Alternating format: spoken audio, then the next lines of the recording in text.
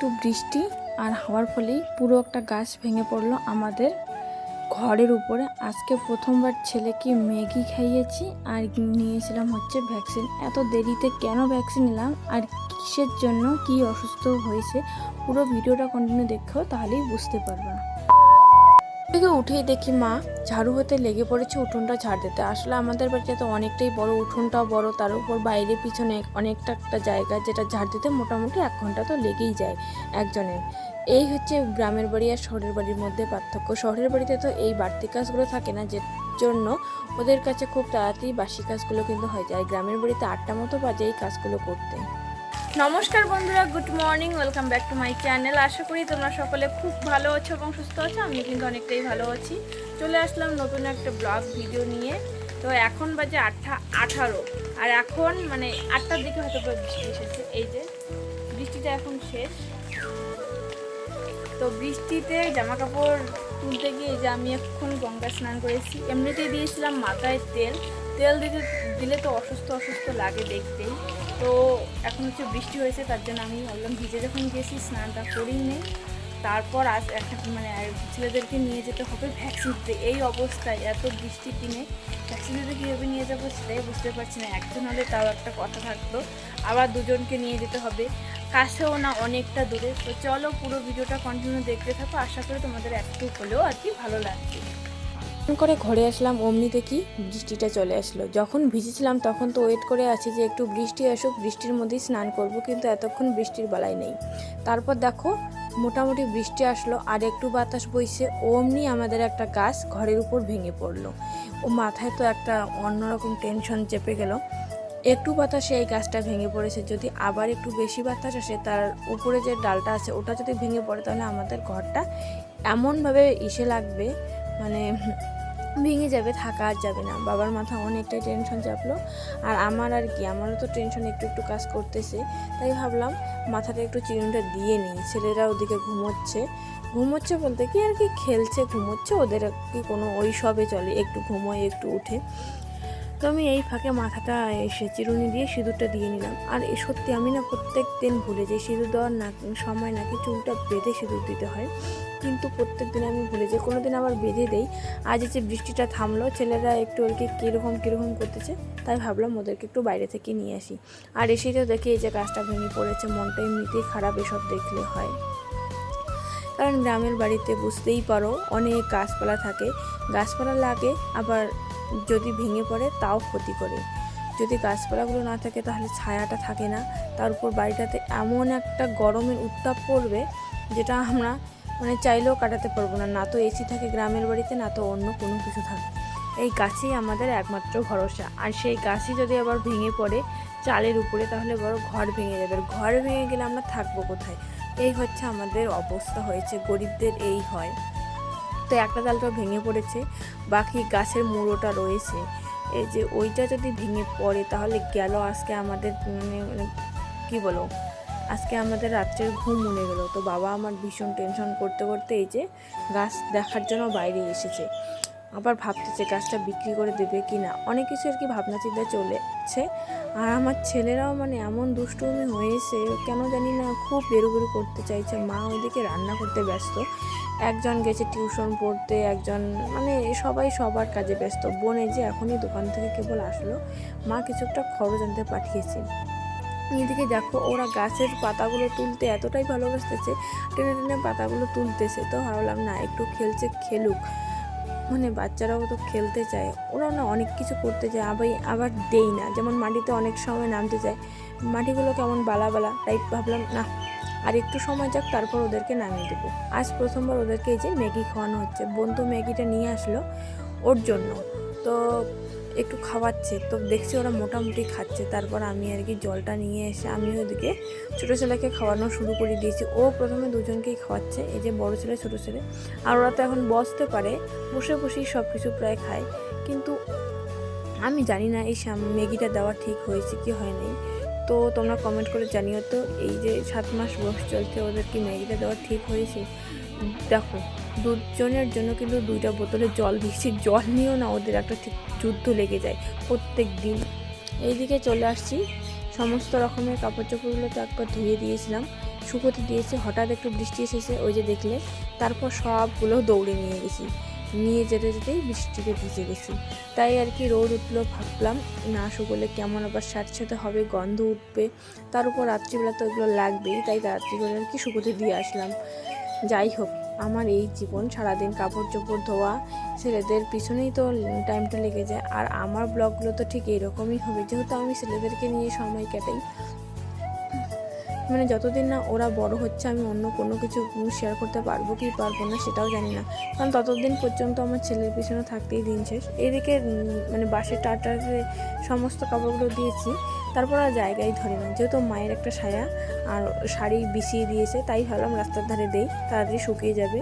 এই যে বেড়াগুলো দেখছো, এগুলো না আর চলে না, প্রচুর মানে রোদ বৃষ্টি চলছে, তার উপর এতটাই নরম হয়ে যাচ্ছে, কবে যে ভেঙে যাবে তার ঠিক নেই। আর দেখতে পাচ্ছ কি সুন্দর একটু বাতাস বইতেছে, বাতাসটা বৃষ্টির পরে একটু আমাকে ঠান্ডা ঠান্ডা লাগছে, আর রোদ উঠেছে না তার জন্যই ভালো লাগছে, নাহলে যখন আবার রোদটা তো খুব তাড়াতাড়ি চলে যাচ্ছে তখন আবার বেশি খারাপ লাগছে। এই দেখো গাছটা কীভাবে ভেঙে পড়েছে, আমাদের যে কলটা ট্যাপ ওটার অল্পর জন্য বেঁচে আছে, এই দেখো কীভাবে ভেঙে পড়েছে। আর ওই যে ওই ডালটা এক্ষুনি পদে ভেঙে পড়বে। ওইদিকে মানে কয়েকজন মা বোন একটা জেঠিমা আসছে, গল্প করতেছে, এই দেখো গাছ ভেঙে পড়েছে, বাবার মাথায় ভীষণ টেনশন হয়েছে। ওইদিকে দেখো অনেক সকালে উঠেই কিন্তু এই কাজটা করতে লেগে গেছে। আর এখন যাব হচ্ছে ছেলেদেরকে ভ্যাকসিন খাওয়াতে।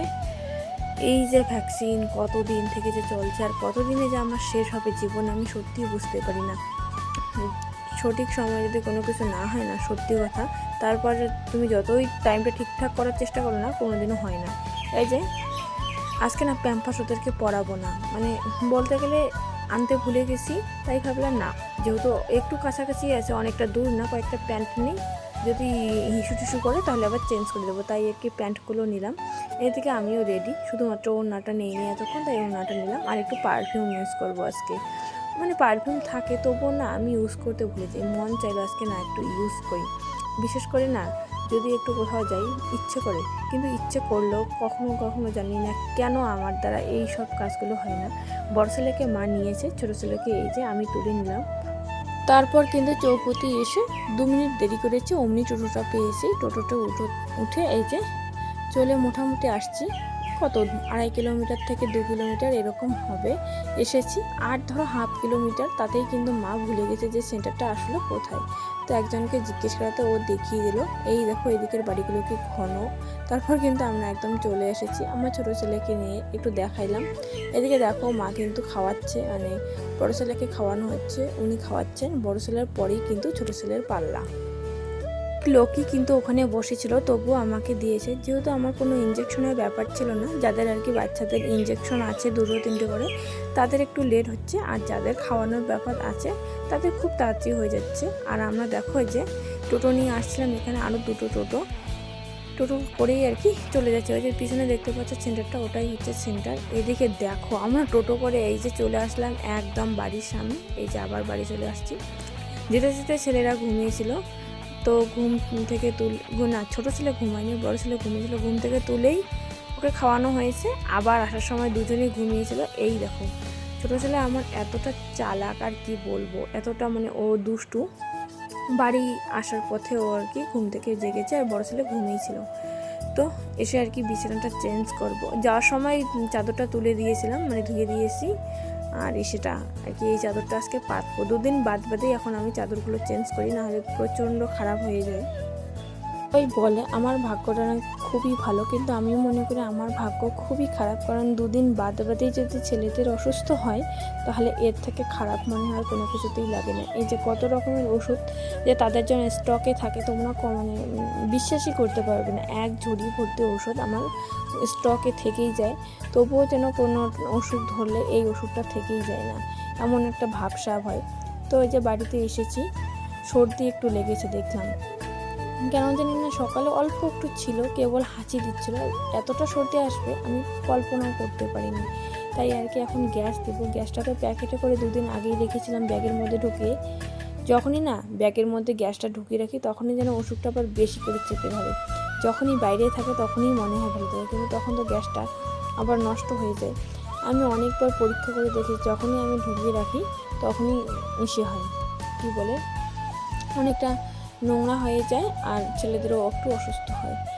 তাই ভাবলাম এবার আর কি ঢুকিয়েই রাখবো না, দেখি কি হয় না হয়। তো বাড়িতে এসে এই যে গ্যাস দেওয়ার জন্য সব কিছু রেডি করে নিলাম, শুধুমাত্র গ্যাসটুকুই, গ্যাসের যে ওষুধগুলো, তারপরে এনএস সব জিনিসগুলো ছিল, কিন্তু অন্যান্য গ্যাসের ওই যে সর্দির খাওয়ার ওষুধগুলো ওগুলো ছিল না।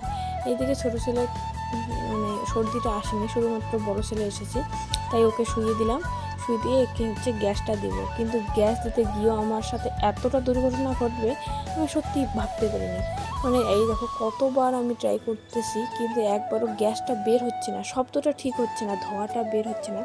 আমি তো টেনশনে পড়ে গেছি, এত টাকার একটা জিনিস নষ্ট হয়ে যাবে, তার উপর ছেলেরা অসুস্থ, সঠিক সময়ে গ্যাস না পড়লে ভীষণ পরিমাণে আবার অসুস্থ হয়ে পড়বে। তো অনেকবার আমি দেখলাম যে কি আসলে হয়েছে, যেহেতু আমি গ্যাসটা দেই, আমার জানা আছে আমার কোথায় কি হতে পারে কি হতে পারে না।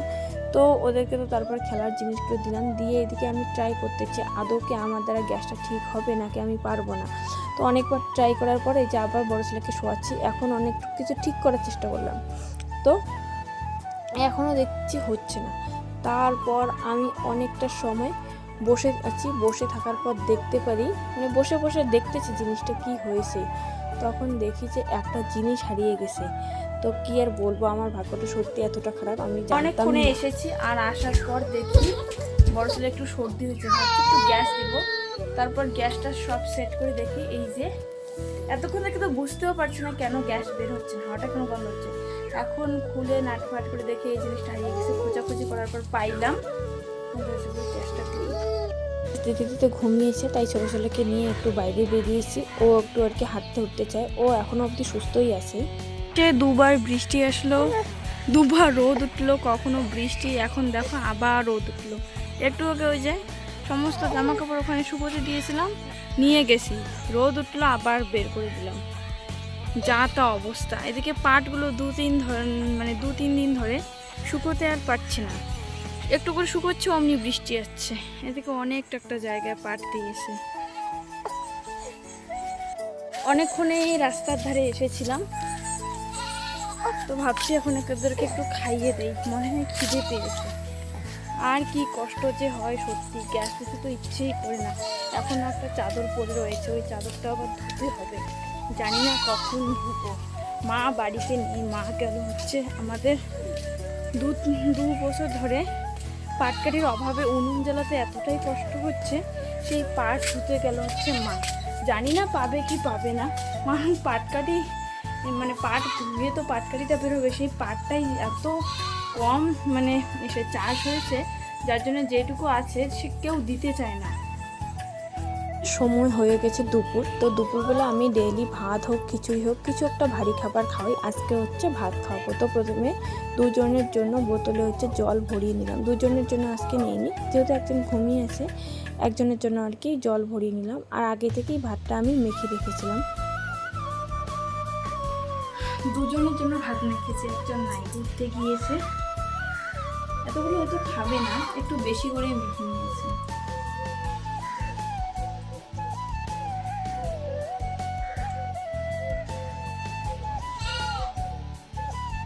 তো একটু বৃষ্টি হয়েছে, তাতেই দেখুন এই ছাতা দুটো বের করা হয়েছে, একটা তো আমি বের করেছিলাম, আরও একটা বের হয়েছে। এখন বৃষ্টিটাও থেমে গেছে, ছাতা দুটোর জলও ঝরিয়ে গেছে, তাই আর কি ছাতা দুটো তুলে রাখলাম। আবার যখন বৃষ্টি আসবে রোদ উঠবে তখন তো লাগবে, আর এইভাবেই পড়ে থাকলে কী বলো তো অনেকটাই কেমন একটা অগোছালো লাগে। আর বাড়িতে ছেলেরাও ঘুমিয়েছে, ভাবলাম একটু মানে উঠোনটা ঝাড় দেবো, তাই আর কি বারান্দার সমেত, এই দিকেটা তো আমাদের প্লাস্টার করা হয়নি, এই দিকেটা মানে মাটির বারান্দায় রয়েছে, বারান্দাটা ঝাড় দিয়ে উঠোনটা ঝাড় দেবো, কিন্তু সেটা আর হয়নি। বারান্দাটা ঝাড় দিতে দিতেই ছেলে একদম উঠে গেছে, তাই ওকেই নিয়ে এসে। আর উঠোনটা এত মানে পাতা, বৃষ্টির ফলে আমাদের বাড়িতে যেহেতু অনেক গাছ, আর গাছের পাতাগুলো সবগুলো এসে উঠোনটায় জড়ো হয়ে গেছে, দেখতে মনে হচ্ছে যেন বাড়ির লোকগুলো নেই, ভাটাতেই চলে গেছে। আর দেখছো বারান্দাটাতে কি পরিমাণে ধুলো বের হয়, কয়েকদিন থেকে বৃষ্টি হচ্ছে বলে একটু ধুলোটা কম, বৃষ্টি না হলে ধুলোটার সংখ্যা আবার বেশি হয় একটু।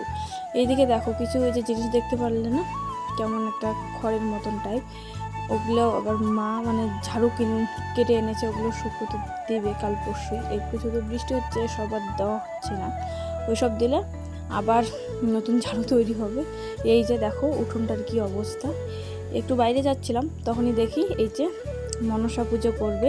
তো আমাদের ওইদিকে একটা কি মনসা পুজো করলে নাকি বাড়ি বাড়ি 3 বাড়ি হোক 10 বাড়ি হোক আর কি বেজোড় সংখ্যা বাড়ি ঘুরতে হয়, তাদের বাড়ি থেকে যে ভিক্ষা নিতে হয়, তারপরে পুজোটা সম্পূর্ণ নাকি হয় এরকম আছে। কেউ ভিক্ষাটা করে কেউ করে না, তো যাদের অবস্থা খুবই খারাপ তারা মোটামুটি করে, তাই আর কি ওদের অবস্থা সত্যিই খুবই খারাপ। আর পুজো করবে তাই ভিক্ষা নিতে এসেছে, ভিক্ষা নিয়ে চলে গেল। এদিকে তো মা পাট ধুতে গিয়েছিল, পাট ধুয়ে চলে আসছে ওই যে পাটকাঠিগুলো নিয়ে। বাবাও গেছে, মা ধুয়েছিল আর বাবা ঠেলাটা নিয়ে গেছে, ঠেলায় করে সবগুলো পাটকাঠি নিয়ে আসলো। ওই যে এই 2-3 দিন থেকে ধোয়ার পর ওই কয়েকটাই পাটকাঠি। এখন বাজে 6টা, একদম সন্ধে হয়ে গেছে। আর এই সন্ধ্যের টাইমে নাকি কোনো খাবারই খেতে নেই, আমি তবুও খেয়েছি। সারাদিনে যেহেতু খাওয়াটা সকালবেলা হয়েছে, খিদেটা প্রচুর পরিমাণে পেয়েছে, তাই ওই যে এক সবজি ছিল ওই সবজি দিয়ে একটু ভাত খেয়েছি। তারপর কিন্তু রাত্রিবেলা আবার মা রান্না করেছিল, দেখতে পাচ্ছ কি সন্ধ্যাটাই না হয়েছে। এদিকে সব কিছু রেডি করে নিয়েছি, বিছানা রেডি করে নিয়েছি ছেলেদের, আর এদিকে বসেছি আমি বিছানায় খেতে। আমার বিছানায়ও নাকি খেতে নেই, তাও আর কি আমি মাঝে মাঝেই খাই। এদিকে তারপর দেখো ছেলেদেরকে খাইয়ে দিয়ে বিছানায় শোয়াবো, যে ঘুম যাবে, কিন্তু ঘুম আর যায়নি, দুজনের এই যে লেগে গেছে একটা যুদ্ধ। তো আজকের ভিডিওটা এই পর্যন্ত, কেমন লাগলো জানিয়ে দেখা হবে পরের ভিডিওতে। Bye bye.